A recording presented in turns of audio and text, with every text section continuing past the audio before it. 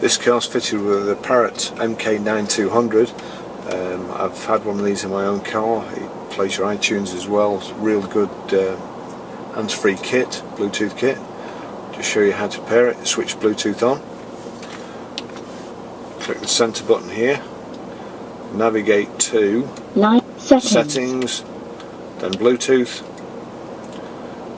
It's showing Parrot MK9200 there, so we'll click that. Oops. Try 0, 0, 0, 0 pair. That's it connected.